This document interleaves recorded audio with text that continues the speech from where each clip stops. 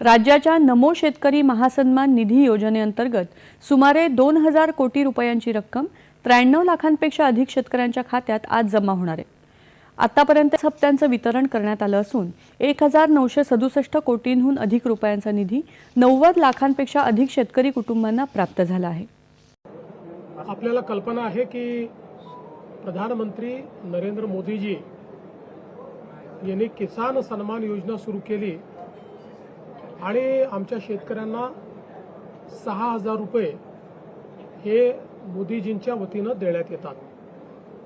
महाराष्ट्रामध्ये महायुतीच्या सरकारने देखील नमो शेतकरी महासन्मान योजना सुरू केली आणि या योजनेत आम्ही निर्णय घेतला की केंद्र सरकारच्या 6000 रुपयांसोबत महाराष्ट्र सरकार देखील त्याच लाभार्थ्यांना शेतकऱ्यांना 6000 रुपये देईल, म्हणजे महाराष्ट्रातल्या शेतकऱ्यांना एकूण 12000 रुपये त्या ठिकाणी मिळतील। आपल्याला कल्पना आहे की या संदर्भात दर 4 महिन्यांनी आपण 2000 रुपये त्या ठिकाणी त्यांच्या खात्यामध्ये देतो, 2000 केंद्र सरकार देते, असं 3 हप्त्यांमध्ये आपण हे पैसे देत असतो। नुकताच प्रधानमंत्री महोदयांनी 20वा हप्ता या योजनेचा त्या ठिकाणी दिला आणि त्याच अनुषंगाने आता आपण देखील आज मंत्रिमंडळ बैठकीनंतर शेतकऱ्यांच्या खात्यामध्ये आपला नमो शेतकरी महासन्मान योजनेचा जो हप्ता आहे तो जमा करण्याकरता आपण कार्यक्रम केला आणि एका क्लिकवर हे पैसे आता जमा झालेले आहेत। जवळपास 91,65,156 एवढ्या शेतकऱ्यांच्या 91,65,156 शेतकऱ्यांच्या खात्यामध्ये जवळपास 1892 कोटी आणि 61 लाख 1892 कोटी आणि 61 लाख रुपये हे आपण आज जमा केलेले आहेत। आणि मला विश्वास आहे की ही जी काही मदत आपण करतो त्याच्या पाठीमागचा आपला हेतू हा असतो की शेतीच्या कामामध्ये जे काही छोटे मोठे खर्च शेतकऱ्यांना येतात किंवा अनुषंगिक खर्च येतात त्याच्यामध्ये त्यांना मदत मिळाली पाहिजे। आणि निश्चितपणे आपल्याला कल्पना आहे की या महासन्मान निधीचं सर्वच शेतकरी सातत्याने स्वागत करतात, त्यामुळे आज ते पैसे आम्ही जमा केलेले आहेत।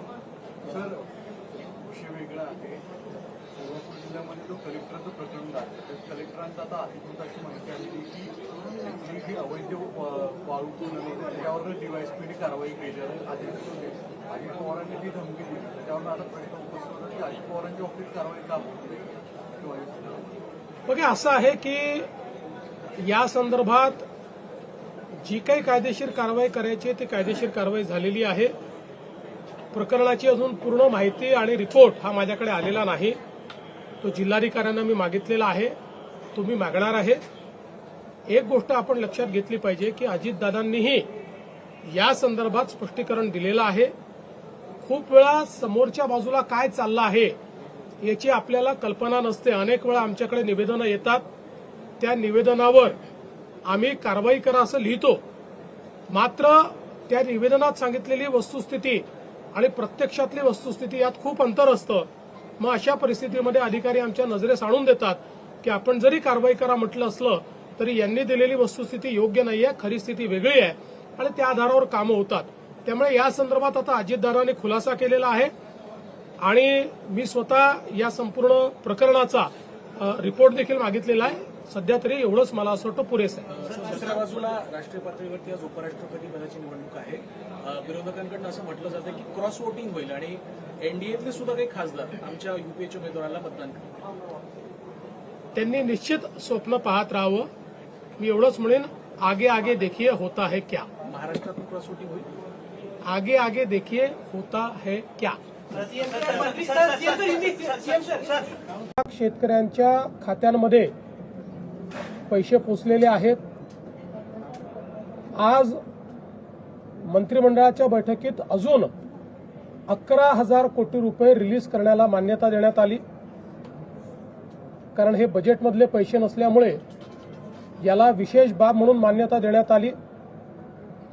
आता हेही पैसे पुढच्या 15 दिवसामध्ये शेतकऱ्यांच्या खात्यापर्यंत पोहोचवण्याचे आदेश आम्ही दिलेले आहेत. आत्ता जो काही निधी गेलेला आहे हा वेगवेगळ्या जिल्ह्यांमध्ये वेगवेगळ्या पद्धतीने गेलेला आहे. काही ठिकाणी तो पार्शल गेलेला आहे. याचं कारण आम्ही एक निर्णय घेतला होता की जशा याद्या येतील तशी मान्यता द्यायची, सगळ्या याद्यांकरता थांबायचं नाही. त्यामुळे कोणी हे कन्फ्युजन ठेवण्याचं कारण नाही की आम्हाला तर जे काही एनडीआरएफचे पैसे होते ते मिळाले पण 10,000 मिळाले नाहीत, आम्हाला 10,000 मिळाले पण 3 हेक्टरचे मिळाले नाहीत. ज्यांना 2 हेक्टरचे पैसे मिळाले आता त्यांच्या खात्यात 3ऱ्या हेक्टरचे पैसेही आपण टाकतोय जर ते 3 हेक्टरवाले असतील तर. त्यामुळे माझा अंदाज असा आहे की पुढच्या 15 ते 20 दिवसांमध्ये पूर्णपणे शेतकऱ्यांच्या खात्यामध्ये हे पैसे जातील. 90% आम्ही शेतकरी हे पुढच्या 15 ते 20 दिवसात कव्हर करायचा प्रयत्न करू. 10% तरी देखील लागतील, कारण काहींच्या अकाउंट्समध्ये प्रॉब्लेम आहेत, काहींच्या रेकॉर्ड्समध्ये प्रॉब्लेम आहेत, काही ठिकाणी मल्टिपल होल्डिंग आहे, तेही सॉल्व्ह करण्याचा प्रयत्न चाललेला आहे. आता याच्यामध्ये निधीची कुठलीही कमतरता उरलेली नाही. फक्त आपण एक समजून घेतलं पाहिजे की याची प्रोसेस आहे, त्या प्रोसेसमध्ये 2 वेळा याद्या व्हॅलिडेट कराव्या लागतात. कारण जसं कोणी पात्र सुटू नये तसंच कोणी अपात्र किंवा जो एलिजिबल नाही त्याच्या खात्यामध्ये पैसे जाऊ नये याकरता याच्यात मोठ्या प्रमाणात आपल्याला त्याचं रिव्हॅलिडेशन करावं लागतं. एक सुदैवाने ॲग्रीस्टॅकचा डेटा असल्यामुळे ॲग्रीस्टॅकचे जे अकाउंट होल्डर आहेत या कोणाचंही आम्ही ई-केवायसी करत नाही आहे. अन्यथा ई-केवायसीलाच 1 महिना लागला असता. फक्त एखाद्या केसमध्ये जिथे ॲग्रीस्टॅकमध्ये नाव नाही आणि एलिजिबिलिटी आहे त्यांचंच केवळ ई-केवायसी आपण करतोय. त्यांनाही आपण पहिले मदत देऊ, त्याच्यानंतर मग ई-केवायसी करू असाही निर्णय आपण केलेला आहे. त्यामुळे पुन्हा एकदा सांगतो की जवळपास आपण त्या ठिकाणी जी थेट मदत आहे त्यापैकी 8,000 कोटी रिलीज केली आहे.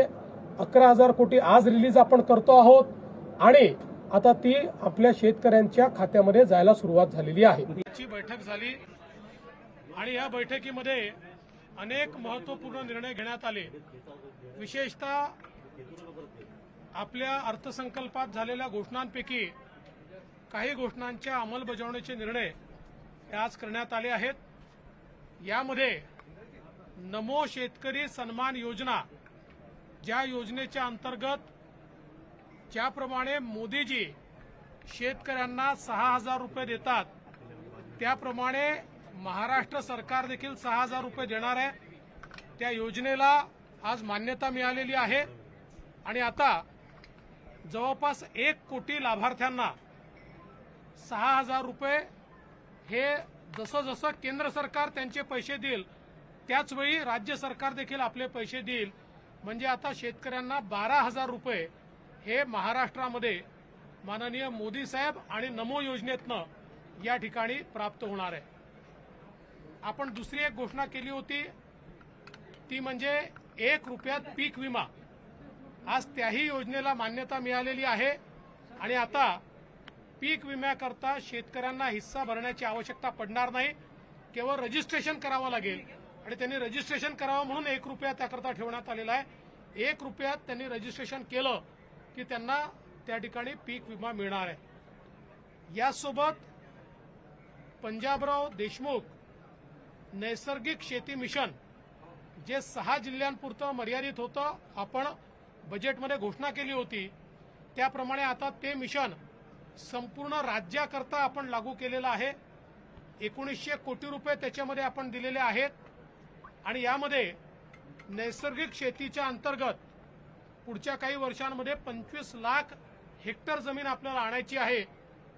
पहिल्या टप्प्यामध्ये 13 लाख शेतकरी आपण प्रशिक्षित करतो आहोत आणि विविध गट त्या ठिकाणी तयार करतो आहोत आणि या गटांना या ठिकाणी नॅचरल शेती करता किंवा जैविक शेती करता प्रमाणीकरण करण्याकरता लॅबोरेटरीज आपण देतो आहोत. 1000च्या वर अशा प्रकारच्या लॅबोरेटरीज या राज्यामध्ये तयार होतील की ज्या जैविक खतांच्या संदर्भात किंवा इतर निविष्ठांच्या संदर्भात त्या ठिकाणी सर्टिफिकेशन करतील, जेणेकरून त्या संदर्भात जे काही प्रॉडक्ट तयार होईल किंवा जो काही शेतमाल तयार होईल त्याचं सर्टिफिकेशन त्या ठिकाणी राहील, हा देखील निर्णय घेण्यात आला आहे. 2 महत्वाच्या पॉलिसीज आज मंत्रिमंडळाने मान्य केल्या, ज्याच्यामध्ये राज्याची आयटी पॉलिसी ही मंजूर करण्यात आली आहे. राज्याच्या आयटी पॉलिसीमध्ये राज्यामध्ये मोठ्या प्रमाणात गुंतवणूक ही त्या ठिकाणी आकृष्ट करण्यात येणार आहे आणि याकरता वेगवेगळे इन्सेंटिव्ह तयार केले आहेत. आणि यासोबत राज्यामध्ये एम हब म्हणजे महाराष्ट्र हब हा देखील एक आपण तयार करतो की जे माहिती तंत्रज्ञान क्षेत्रातलं एक अत्यंत मोठं केंद्र असेल आणि जिथनं मोठ्या प्रमाणात आपण आयटी एक्सपोर्ट करू शकू अशा प्रकारचं एक केंद्र असणार आहे. यासोबत आपण वस्त्रोद्योग धोरण, नवीन वस्त्रोद्योग धोरणाला देखील आज मान्यता दिली आहे की ज्याच्यामध्ये 25,000 कोटीची गुंतवणूक आणि 5 लाख लोकांना रोजगार मिळेल अशा प्रकारचं हे धोरण देखील आपण मंजूर केलं आहे. आणि विशेषतः हे धोरण मंजूर करताना कापूस उत्पादक क्षेत्राला जास्त सवलती त्या ठिकाणी आपण देतो आहोत आणि सोबत आपल्या सुतगिरड्यांना वीज स्वस्तात मिळावी म्हणून इलेक्ट्रिसिटी सबसिडी तर देतोच आहोत, पण त्यासोबत जे लोक सोलरवर जातील त्यांना वेगळा इन्सेंटिव्ह आपण देतो आहोत, जेणेकरून त्यांच्यावर विजेचा भार हा कमी होणार आहे.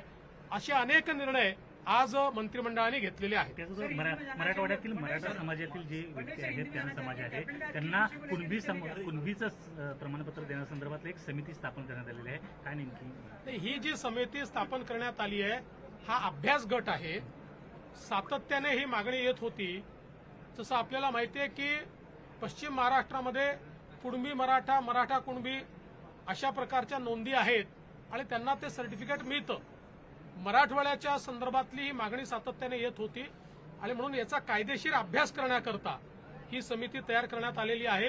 माननीय मुख्यमंत्र्यांनी त्या संदर्भात असे निर्देश दिले आहेत की सातत्याने ही मागणी होते, तर याची वास्तविकता काय आहे, अशा प्रकारे देता येतील का, याच्या नोंदी काय आहेत, या सगळ्या गोष्टींचा अभ्यास ही कमिटी करेल आणि तशा प्रकारचा अहवाल माननीय मुख्यमंत्र्यांना देईल. सर, मुंबईमध्ये समूह पुनर्विकास मोठे प्रोत्साहन आहे. 50% त्याला सवलत देण्यात आली. मुंबईमध्ये जे काही समूह पुनर्विकास आहे याला चालना देण्याकरता 1 वर्षाची स्कीम आणलेली आहे. या 1 वर्षामध्ये जे लोक क्लस्टर रिडेव्हलपमेंटमध्ये येतील, समूह पुनर्विकासात येतील, अशांना